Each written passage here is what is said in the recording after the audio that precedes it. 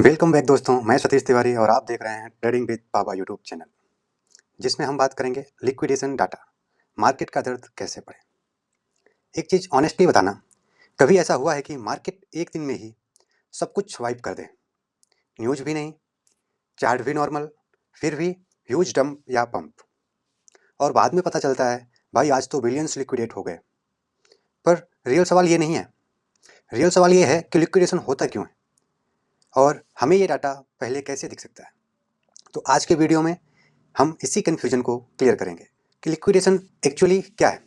Simple language में समझो, liquidation तब होता है जब ट्रेडर का लॉस उसके मार्जिन से ज़्यादा हो जाता है। यहाँ पे एक्सचेंज क्या करता है, एक्सचेंज पोजीशन को फोर्सफुली क्लोज कर देता है, मतलब पैसा गया ट्रेडर्स बाहर। फ्यूचर मार्केट में लिक्विडेशन पनिशमेंट नहीं है, लिक्विडेशन सिस्टम का सेफ्टी स्विच है।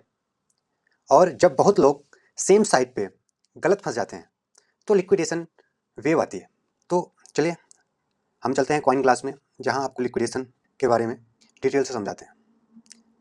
यहाँ आप एक स्क्रीन में ही सब कुछ देख सकते हैं, जैसे कि total liquidation, long short liquidation, daily breakdown, BTC, Ethereum और अल्ट कॉइन का सब कुछ एक ही स्क्रीन में देख सकते हैं। ये डाटा बताता है कि मार्केट में किस साइड के ट्रेडर्स को मारा गया।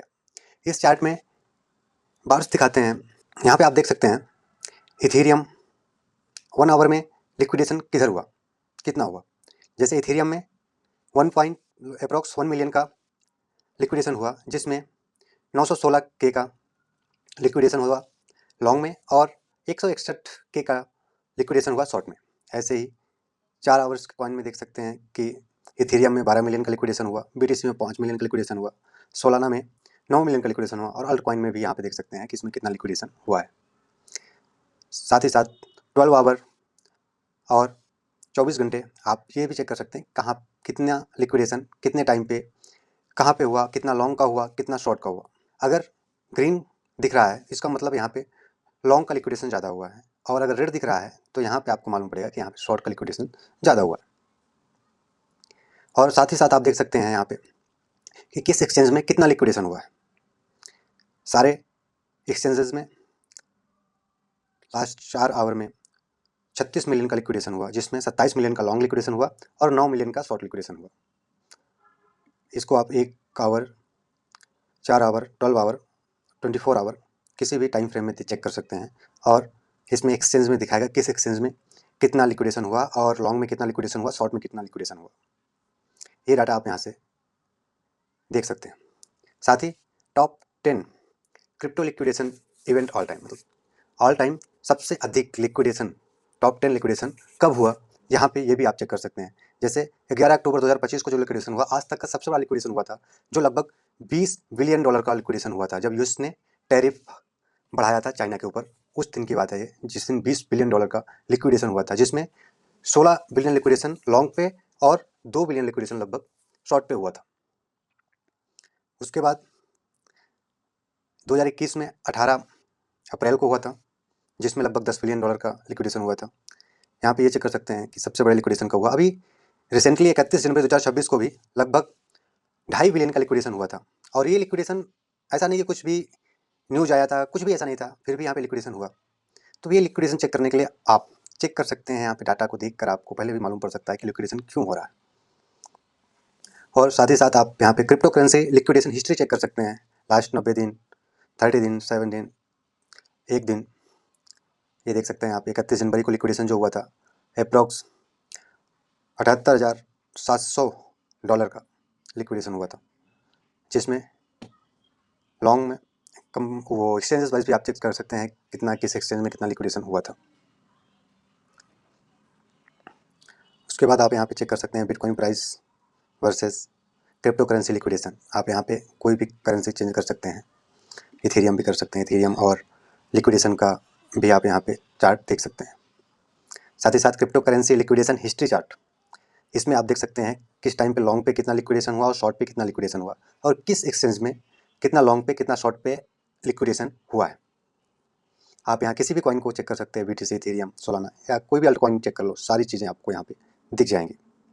साथ ही साथ आपको top liquidation coin last 1 hour में क्या हुआ है, यहाँ पे टॉप 6 को दिखा रहा है कि सबसे अधिक लिक्विडेशन 1 आवर में जो हुआ है उस कॉइन का डिटेल्स इसमें आपको मिल जाएगा। जैसे इथेरियम, हाइव, रिवर, सोल, ये सारी कॉइन है जिसमें लास्ट 1 आवर में लिक्विडेशन हुआ है। यहाँ पे आप देख सकते हैं रिवर में अच्छा खासा लॉन्ग और शॉर्ट दोनों में अच्छा खासा फाइट हुआ है।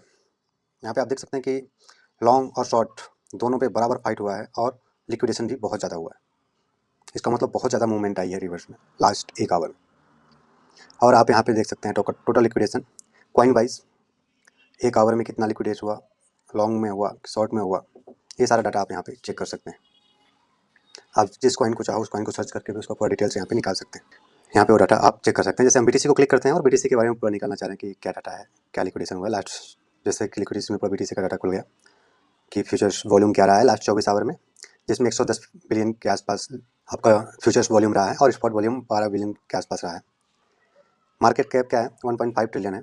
Open interest, total supply, maximum supply, सब कुछ आपको यहाँ पे दिख जाएगा। उसके बाद आपको दिख जाएगा परफॉर्मेंस क्या रही है, 4 आवर्स में घटा हुआ है, 24 आवर में भी घटा है। लास्ट टाइम देख रहे हैं इसमें लगातार परफॉर्मेंस डाउन ही होता गया। ऑल टाइम पे तो हाई है बट अभी लास्ट 1 ईयर में अच्छा खासा डाउनफॉल दिखा है, लगभग 25%। साथ ही साथ आप चेक कर सकते हैं इसके बारे में बाइनेंस में कितना क्या हुआ लास्ट 24 आवर में। इस तरह से आप चेक कर सकते हैं किसी भी कॉइन के बारे में। और आप यहाँ पे देख सकते थे कि बिटकॉइन में प्राइस क्या चल रहा है, 24 घंटे में कितना डाउन हुआ है, लॉन्ग में क्या लिक्विडेशन हुआ है लास्ट 1 आवर में, शॉर्ट में 1 आवर में क्या लिक्विडेशन हुआ है, जब 4 आवर में क्या हुआ है लॉन्ग शॉर्ट में, 12 आवर में लॉन्ग शॉर्ट में क्या हुआ है, 14 आवर्स में लॉन्ग शॉर्ट में क्या हुआ है। सारे कॉइन का ये चीज़ डाटा आप यहाँ पे देख सकते हो। इस डाटा को देख के आप पहले से क्लियर हो जाएगा कि मार्केट का क्या मूवमेंट है, किधर लिक्विडेशन की ओर मार्केट जा सकती है। आपने देखा जैसे कि 2025 में एक दिन में ही लगभग $20 बिलियन का लिक्विडेशन हुआ। ओवरऑल लगभग 150 बिलियन का लिक्विडेशन 2025 में हुआ है, जिसमें एक दिन में ही लगभग $20 बिलियन का लिक्विडेशन हुआ, जिसका लेवरेज क्लीन हो गया। सोचो एक दिन में इतना प्रेशर रिलीज किया। इस डाटा का प्रैक्टिकल यूज क्या है। अब इम्पोर्टेंट बात यह है कि अगर मार्केट में रिसेंटली बड़ा लिक्विडेशन इवेंट फेस किया है तो ज़रूरी नहीं कि नेक्स्ट दिन भी वैसा ही क्रैश हो।